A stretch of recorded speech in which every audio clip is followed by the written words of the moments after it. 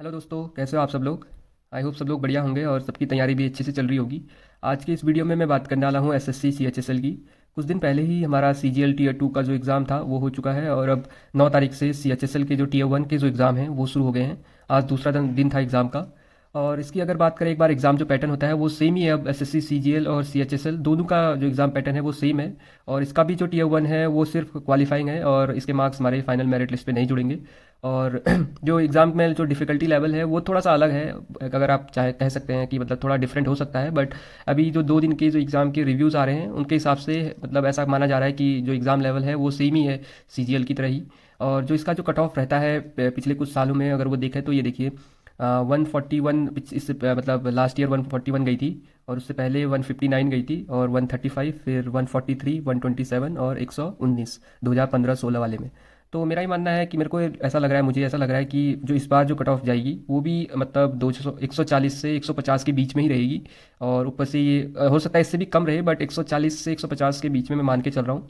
क्योंकि जो एग्ज़ाम का लेवल है वो नहीं गिरा है। और अगर जो अभी 2 दिन का जो रिव्यूज़ आ रहा है बच्चों का उस हिसाब से देखें तो मतलब 140 150 मान के ही चलो कि रही रहेगी इतनी कट ऑफ। तो उस हिसाब से जो मतलब मेरा जो कट ऑफ मतलब अभी मैं जो मॉक दे रहा हूँ एसएससी के मतलब इसमें टेक्स्ट बुक में जो मॉक दे रहा हूँ उसमें जो मेरा स्कोर बन रहा है वो बन रहा है, ये देखिए 128 पहले वाले में बना था और 117 और 119। मैंने 3 मॉक दिए इसमें और तीनों में ये स्कोर रहा। और हालांकि ये जो स्कोर है मेरा मतलब जो इनकी कट ऑफ है टेक्स्ट बुक की वो क्लियर हो रही है। यहाँ पे देखें तो क्लियर हो रही है, बट जो स्कोर है वो कम है। अगर मैं 140 भी कट ऑफ मान के चलूँ इस बार की तो उस हिसाब से भी ये कम ही है। तो इसका जो कम रहने का जो रीज़न है वो है मेरा जो जीएस वाला सेक्शन है। अगर मैं आपको एक बार दिखाऊं कि मेरा जीएस में कहाँ पे कम रह रहा है, ये देखिए ये जीएस वाला जो सेक्शन है उसमें मेरे सबसे कम स्कोर हो रहा है, 14 नंबर हैं इसमें मेरे। और अगर मैं इससे दूसरा वाला टेस्ट दिखाऊं इसमें भी देखिए तो इसमें भी मेरे मार्क्स सिर्फ 11.5 नंबर हैं। और इससे पहले जो तीसरा वाला जो टेस्ट दिया था मैंने उसमें देखें तो सिर्फ 7 नंबर आए हैं इसमें मेरे, ये देखिए 7 नंबर। तो पता नहीं क्या हो रहा है, मतलब जीएस में मेरे स्कोर बन ही नहीं रहा है। मतलब मैंने कुछ दिन पहले एक वीडियो डाली थी यूट्यूब पे अपने चैनल पे कि मैं कैसे जीए की प्रिपरेशन कर रहा हूँ। वो जीए की प्रिपरेशन मेरी मतलब एसएससी सीजीएल के लिए तो हेल्पफुल रही थी। मतलब मेरा जो स्कोर टीयर 1 में बन रहा था उसमें 25 प्लस बन रहा था आउट ऑफ 50। और जो टीयर 2 अभी दे के आया हूँ मैं उसमें भी मेरे अराउंड 10-11 क्वेश्चन मेरे अटैम्प्ट हुए हैं, यानी 33 मार्क्स बन रहे हैं उसमें मेरे। बट जो सीएचएसएल का जो जीएस वाला सेक्शन है उसमें मेरे मार्क्स नहीं बन रहे हैं। और मैंने मतलब इसके जो सेक्शनल वाले जो होते हैं क्या बोलते हैं हमारा सेक्शनल वाले जो टेस्ट हैं वो भी दिए। उसमें भी मेरे ये 13 इसमें 13.5 हुए हैं, इसमें 22 मार्क्स आए, इसमें 22.5 आए, इस 12.5 आए सॉरी।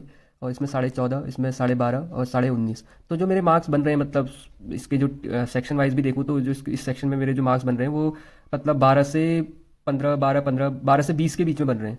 तो अब मेरा जो एग्ज़ाम है वो 16 तारीख को है, तो मेरे पास अब बहुत ही कम दिन बचे हैं। तो मुझे जो है मतलब जो स्कोर करना पड़ेगा वो मैं सोच रहा हूँ कि जो मेरे 3 सेक्शन हैं मैथ्स, रीजनिंग और इंग्लिश, इसी में मैं स्कोर कर सकता हूँ। और ये 3 सेक्शन अगर देखें तो 150 मार्क्स के होते हैं। और अगर इसमें से मैं 140 मार्क्स भी लेकर आ जाता हूँ, हालांकि अभी तक 140 आए नहीं है, बट जो ये 3 सेक्शन है इसमें थोड़ा सा मतलब अगर ध्यान से अगर मैं अटैम्प्ट करूँगा क्वेश्चन तो 135 140 क्वेश्चन बन जाएंगे।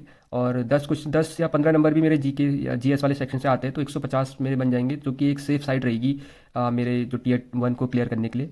हालांकि मैंने मतलब जो जीएस वाला सेक्शन है उसके लिए करंट अफेयर भी पढ़ा हुआ है पिछले 6 महीनों का। अभी फेब वाला मंथ का मैंने नहीं पढ़ा है और मैं थोड़ा बहुत उसको देख रहा हूँ मतलब फेब वाला मंथ। और क्योंकि सीजीएल में तो करंट अफेयर उतना ज़्यादा आया नहीं, बट अभी बच्चे 2 दिन का जो एग्ज़ाम हुआ है उसमें बता रहे हैं कि जो इसका करंट अफेयर वाला है 1-2 क्वेश्चन आ रहे हैं उससे, तो मैं इसको तैयार करूँगा। बट मेरा जो अब मेन फोकस है वो जीएस में ना होके इन 3 सेक्शन में है, मैथ्स, रीजनिंग और इंग्लिश में। अगर मैं इसमें 135 140 के करीब क्वेश्चन मतलब मार्क्स ला जाता हूँ तो जीएस में तो 10 या 15 नंबर तो आ ही रहे हैं। तो मेरा 150 का जो मार्क टारगेट है वो क्लियर हो जाएगा और एक सेफ साइड रहेगी। हालांकि अगर देखा जाए तो इसमें जो परसेंटाइल मेरा बन रहा है वो देखिए 95% बन रहा है। इसका मतलब है टॉप 5% में मैं हूँ अभी भी, इतने कम स्कोर पे भी। 128 ही मेरा स्कोर है और उसमें भी मैं टॉप 5 पे आ रहा हूँ। मतलब और ऐसा भी नहीं है कि ये कम बच्चों ने अटैम्प्ट किया है, इसको 1,92,000 बच्चों ने अटैम्प्ट किया है इस टेस्ट को और उसमें 95% बन रही है। तो मतलब चांसेस हैं कि मतलब इस बार का टीयर 1 क्लियर हो सकता है। बट थोड़ी सी स्ट्रैटेजी लगेगी और थोड़ा सा मतलब जो इसमें मतलब है कि हमें क्वेश्चंस अटैम्प्ट करने हैं वो ध्यान से करने पड़ेंगे। और मैं यही करूँगा कि 3 सेक्शन में फुल आउट ऑफ फुल लाने की कोशिश करूँगा और 10 से 15 कुछ नंबर भी मेरे जीएस वाले सेक्शन में आ जाते हैं तो वो मेरे लिए इनफ होंगे, क्योंकि अब टाइम नहीं है, 6 से 7 ही दिन बचे हैं मेरे पास टीयर 1 के लिए। तो मैं जितना भी टाइम बचा हुआ है इन्हीं 3 सेक्शन पे और जीएस में थोड़ा सा रिवीजन करूँगा, और देखता हूँ कि उसी के बेस पे अगर मेरे मार्क्स बन पाते हैं कि नहीं बन पाते हैं। और 150 140 के करीब बन जाएंगे तो मैं सोचूंगा कि एक सेफ साइड है। और अगर आप लोग भी मतलब जीएस में स्ट्रगल कर रहे हैं तो आप भी अब यही स्ट्रेटेजी अपना सकते हैं कि बाकी के जो 3 सेक्शन है उसको अच्छे से पढ़िए और उसको अच्छे से मजबूत कीजिए। मतलब 150 मार्क्स में से अगर उसमें 140 आप भी ला सकते हैं तो जीएस में 10-15 सभी के आते ही हैं, क्योंकि 4-5 क्वेश्चन फंस ही जाते हैं जीके और मतलब करंट अफेयर से। तो 150 के करीब, इससे ऊपर तो नहीं जाएगी कट ऑफ, जहाँ तक मेरा मतलब पिछले साल की कट ऑफ देख के लग रहा है कि 150 से ऊपर नहीं जाएगी। तो देखते हैं अगर ये स्ट्रेटेजी काम आती है कि नहीं आती है, वो तो अब रिजल्ट के टाइम ही पता चलेगा। अगर आप लोगों ने मेरा इस चैनल को सब्सक्राइब नहीं किया है तो आप मेरे चैनल को सब्सक्राइब कर सकते हैं और आने वाले वीडियोज़ के लिए बेल आइकन को प्रेस कर सकते हैं। तो चलिए मिलते हैं अब नेक्स्ट वीडियो में, और तब तक के लिए गुड बाय।